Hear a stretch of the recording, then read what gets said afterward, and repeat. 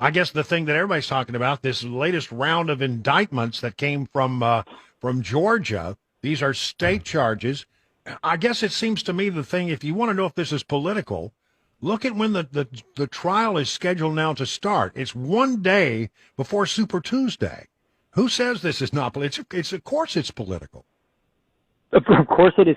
The one-day thing is what gets me on that, because when you look at the timeline from Elvin Bragg to January 6th to Mar-a-Lago documents, now to Georgia, it's literally one day, 24 hours. Those indictments are announced after some big bombshell about Hunter Biden or the Bidens. I mean, to the day, to the weekend, this is being played as an opportunity to highlight the fact that they want to make Donald Trump look like a criminal, and they certainly don't want to talk about everything that's being revealed about Joe Biden, Mr. 10%, and Hunter. And so when you look at Donald Trump's calendar for the remainder of this year in 2024, he will be the nominee. That's over. And they're now setting their sights toward how do we disrupt him, tie his legal funds up so much. I mean, this is a targeting of a political opponent. This is election interference in real time. It's becoming more and more real that they're willing to use every aspect of the state to crush their political opponent. And, I would just say this, Brian, real quick. I think Donald Trump's got a 45% lead in the Republican primary. Every single other Republican in that race, if they think they have a shot to win, it's because they're going with the Democrat premise that Donald Trump will be taken down, that these indictments will work, that he'll be knocked down so many rungs that they'll have a chance, which means they're effectively, willing to draft off of the attempts of the left to destroy the top Republican nominee. I don't see how we'll see what happens at the debate and everything else, but they're not viable candidacies at this point when you've got the popularity of Donald Trump, considering what's being done to him. He should be able to close ranks and run. Yeah. I've been watching, poll numbers for a long, long time, and I can't ever remember a candidate having this much of a lead in the early going, and in what seems to me almost an insurmountable lead. I don't know how in the world you can make up 38, 39, 40 points.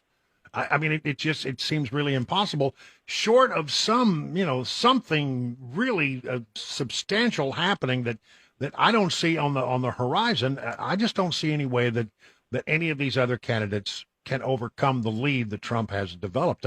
Republicans, there just isn't a way. They're sticking with him. Yeah, isn't a way. I mean, you're running against the most powerful political movement in our lifetimes. You're feeling the 2016 energy right now amongst the base, that people are seeing what's being done to him. If you want to take him down, you got to crack into his support, but his support is stronger than ever. And frankly, you don't have any move. The most interesting and unique candidate of the bunch is Vivek Ramaswamy, who's willing to speak his mind, and he's talking about backing Trump. He's the only one being really strong about these indictments. The other ones are beginning to look, and because they are more conventional candidates, and they're not going to light any fires under anybody. I see Ron DeSantis, he's got a big ground game in Iowa with all these canvassers. At this point, is anyone going to be convinced to leave Trump and go to DeSantis because some 19-year-old with a clipboard shows up at their door in Iowa? Like, everybody knows what's going on. Everybody knows who the candidates are. And no one's been vetted more thoroughly than Donald Trump. What are they going to find at this point that they haven't already been looking for and digging for? So that's why I think the gracious thing for these Republicans to do in the next couple of weeks is to start bowing out and saying this thing's over. Because if Trump's got to spend money on a primary and on lawyers, and then you got to beat the DNC and Joe Biden and all of the media and all of social media and all the lawfare that's going at him, you may have another candidate. Other people out there might have candidates they prefer. It's just not that moment. This is our horse, is the way I see it. Yeah, I think you're right, and I don't see anything changing that. Like I said, unless there's something out there that's on the horizon that just has not been clear to us that we don't see coming. Well, we'll watch it really carefully. The other part of it is that since we talked to you last, a special counsel has been named in the Hunter Biden matter. Boy, does that seem like, the more we look at that, the more it seems like this is just a play for time. This is a thing to stretch it out beyond the election cycle and to make it not an issue for the current president of the United States as he runs for re-election. Well said. It's an inside job. It's giving what everyone was calling for without giving it at all. It's creating the perception that, oh, we're looking into Hunter just like we're looking into Trump, when what they're actually doing is appointing the guy who spent 5 years trying to cover up for him and then was willing to cut a plea deal that everyone sees as patently absurd. And now that the investigation continues, he doesn't have to testify. Evidence doesn't have to be revealed. They're not able to talk about it because it's an ongoing investigation. You're exactly right. String out the timeline. Well, you've got the top law enforcement and lawyer in the country, Merrick Garland, making this announcement. Then I almost immediately hear people like Andrew McCarthy and Alan Dershowitz and others say, there's no way he can do this because a special counsel is supposed to be coming from outside of government. And not only is this guy not coming from outside of government, he's not even going to be asked to step aside from his U.S. attorney duties in the state of Delaware. How can this be legal? And if it is illegal, what am I missing? I'm not seeing anybody out there making the hard case that this is not even something that is legally possible. Oh, you mean Republicans being soft and not fighting back properly? I mean, it's in their DNA for a long. It would require going up against previous, because there's plenty of Republicans that said we need a special counsel. They just thought they were going to get a real special counsel. A real special counsel. A real one with a real independent person with fresh eyes from the outside to look at everything from the laptop to the tax crimes to the guns to the influence peddling to the connection to Joe Biden. That's what a real special counsel would look like. Instead, once this happens, yes, there should be. I mean, the problem is it's really only Kevin McCarthy, and if you can legally challenge it in court and get it to the Supreme Court, anything that Republicans can do, anything state district attorneys, attorney generals can do, they should do, because this is a sham. It's yet again. But the problem is we assume we're playing on a fair playing field. Mm-hmm. We're just not. I mean, I love what Alan Dershowitz has been saying recently about the steps they took with Al Gore in 2000. And that's somehow not election interference, but what Donald Trump did in calling Georgia is. Yeah. We're in silly land. We're in insanity right now. Yeah, and I think a lot of this, do you agree with me or not, that a lot of these things that have been leveled against Donald Trump will be thinned out with pretrial motions and that kind of stuff, so that, a lot of the stuff that is now sort of leveled against him won't be there once his attorneys start to do the things that attorneys do. Yes, that's my understanding from talking to people and observing it. Yes, they're going to string it out, but all the left wants is the cloud.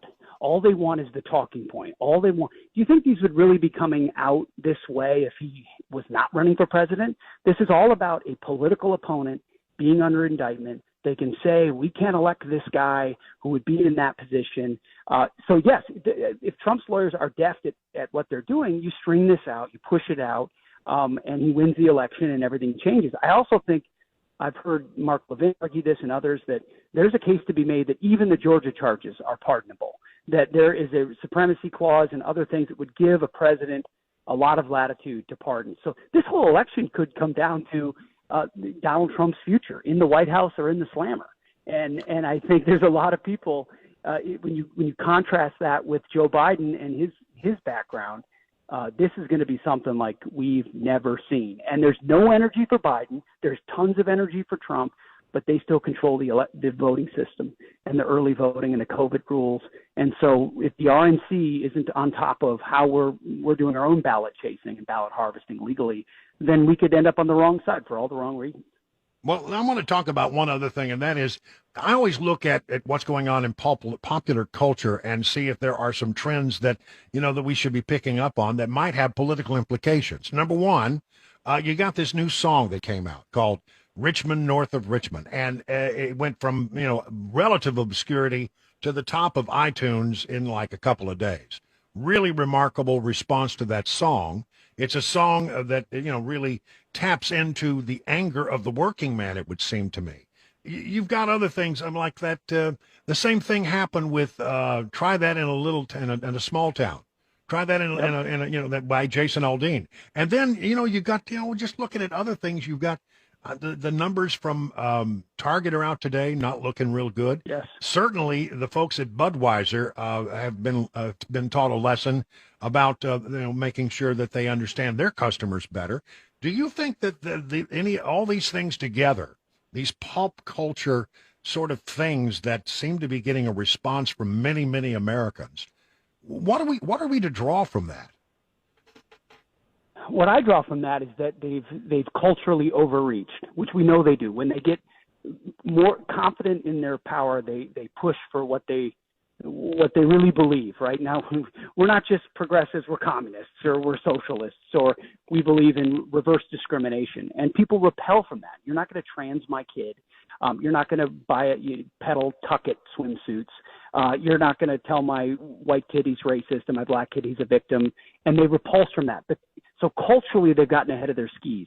What they're still counting on, well, there are many things, but amongst them, an open border that would create a future voting class for them, which is something they very much believe in. And then also controlling the systems and mechanisms of voting, especially in urban centers, where they chase down low propensity, unlikely to vote voters and try to stack that up against the energy of conservatives who go out and vote on election day. So they know they have cultural problems. They know they have a flawed candidate, but they're counting on the things that have worked for them before to work again. It is. I think whatever Donald Trump does, he's got to play his own game, and he's got to do what he's done before by ignoring the incentives of establishment routes through an election cycle. Appeal to that song. Appeal to those instincts of people who really do want the country that they thought they had, that really do love it, that know their economic prospects are minimal when you're flooding the border and you're giving away to China. He's got so many avenues to tap into and new demographics to tap into as well. I mean, this could be 2016 all over again if it's played right, but everything is stacked against the truth ever getting out.